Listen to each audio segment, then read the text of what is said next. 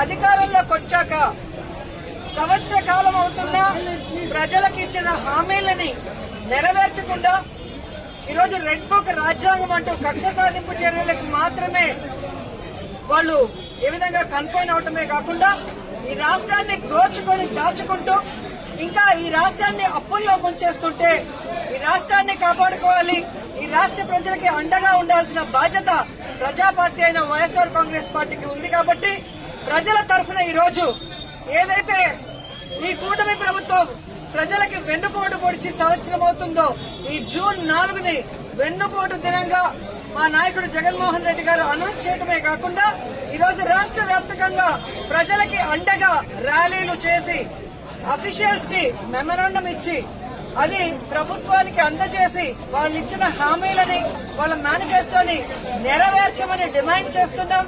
అవి నెరవేర్చకపోతే వదిలే ప్రసక్తి లేదు అని కూడా ఈ సందర్భంగా హెచ్చరిస్తున్నాం. మీరు చూస్తే ఎన్నికల ముందు కూటమి ప్రభుత్వం అంతా ఎలా ప్రచారం చేసుకుందో మనం చూసాం. ముఖ్యంగా తెలుగుదేశం పార్టీ వాళ్ళైతే వచ్చేది బాబే, ఇచ్చేది బాబే. ఏమొచ్చిందయ్యా? మీకైతే పదవులు వచ్చాయి, బాబేవో వచ్చి ముఖ్యమంత్రిగా కూర్చున్నాడు. కానీ ఈ రాష్ట్ర ప్రజలకు ఏమిచ్చాడు అంటే చేతికి చిప్పిచ్చాడు, మరేమి ఇవ్వలేదనేది రాష్ట్ర ప్రజలు గుర్తించారు. 143 హామీలు ఇచ్చాడు.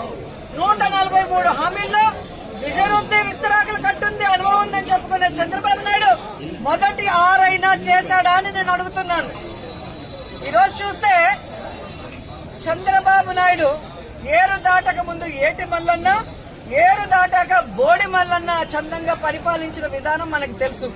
కానీ ఈ రాష్ట్ర ప్రజలు ఎలా నమ్మి మోసపోయారు, అలాగే ఈవీఎంలతో వీళ్ళు ఎలా మ్యానిపులేట్ చేసి ఈరోజు 60,000 90,000 అంటూ అసలు ప్రజలు ఓట్లేని నాయకులంతా గాల్లో గెలిచిపోయిన గాలిగాళ్లే ఎక్కువగా ఉన్నారు ఈ రాష్ట్రంలో.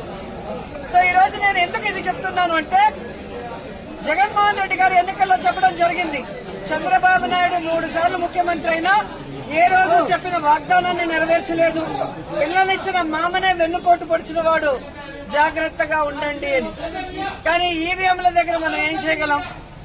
సో ఈవీఎంలని మ్యానిపులేట్ చేశారు.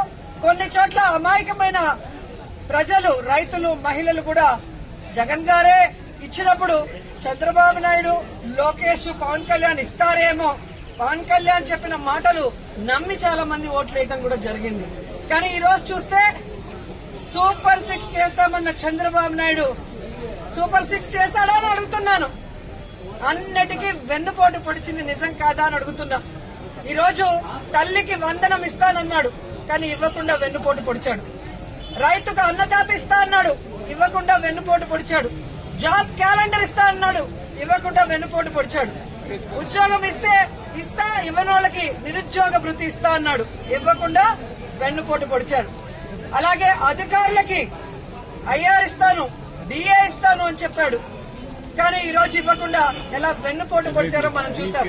మహిళలకైతే ఉచిత బస్సు ఇస్తాను, పొద్దు నుంచి సాయంత్రం వరకు ఫ్రీగా తిరుక్కోవచ్చు అని చెప్పారు, కానీ ఇవ్వకుండా ఎలా వెన్నుపోటు పొడిచారో మీరందరూ కూడా కళ్ళారా చూశారు. ఈ రోజు ఒక్కరికి కూడా ఒక సెంటు భూమి గాని, ఒక ఇల్లు గాని కట్టించకుండా ఎలా వెన్నుపోటు పొడిచాడో మీరందరూ కూడా కళ్ళారా చూస్తున్నారు. సో వెన్నుపోటు అంటే చంద్రబాబు నాయుడు, చంద్రబాబు నాయుడు అంటే వెన్నుపోటు.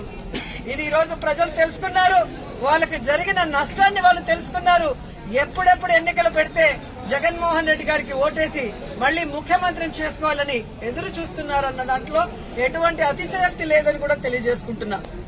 మొదటిసారి ముఖ్యమంత్రి అయిన జగన్మోహన్ రెడ్డి గారు తాను ముఖ్యమంత్రి అయిన రోజుకి చంద్రబాబు నాయుడు ఖాళీ చేసి ఖజానాలో 100 కోట్లు మాత్రమే పెట్టినా ఆయన పెట్టిన అప్పులన్నీ తీర్చి జగన్మోహన్ రెడ్డి గారు ఇచ్చిన ప్రతి వాగ్దానాన్ని నెరవేరుస్తూ వెల్ఫేర్ డెవలప్మెంట్ 2 కళ్లగా ముందుకు వెళ్లాడు.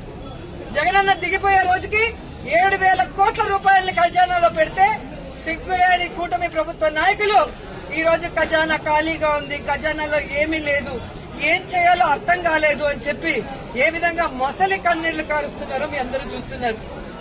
మరి మొదటిసారి ముఖ్యమంత్రి అయిన వ్యక్తి, వయసులో చిన్నవాడైన జగన్మోహన్ రెడ్డి గారు సంపద సృష్టించి ప్రజలకిచ్చిన మేనిఫెస్టోని ఎలా నెరవేర్చాడు, ఈ రాష్ట్రాన్ని అభివృద్ధి వైపుకి ఎలా నడిపించాడు, మెడికల్ కాలేజీలు ఎలా కట్టాడు, పిహెచ్సిల్ని ఎలా కట్టించాడు, స్కూల్స్ ని ఎలా రెనోవేట్ చేశాడు, ఈ రోజు టెంపుల్స్ ఎలా కట్టించాడు, రోడ్లు ఎలా వేశాడు, చెప్పుకుంటూ పోతే హార్బర్లు ఎలా కట్టారు.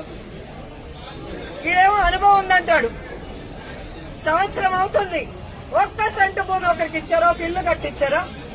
జగన్మోహన్ రెడ్డి గారు దిగిపోయే రోజుకి ఫినిషింగ్ లో ఉన్న మెడికల్ కాలేజీలు ఇంతవరకు పూర్తి చేయట్లేదు. వాటిని అమ్మేసి జగన్ గారి పేరు ఎవరు గుర్తు పెట్టుకోకూడదన్న ప్రయత్నం చేస్తున్నారు. హార్బర్లను అమ్మేయాలని చూస్తున్నారు ప్రైవేట్ వాళ్ళకి. స్కూళ్లన్నీ కూడా నిర్వీర్యం చేస్తున్నారు. ఇప్పటికే సిబిఎస్ఈ తీసేశారు, ఐపీసీ కట్ చేసేశారు, ట్యాబ్స్ కట్ చేసేశారు, రెనోవేషన్ లో ఫైనల్ స్టేజ్ లో ఉన్న వాటిని ఆపేశారు.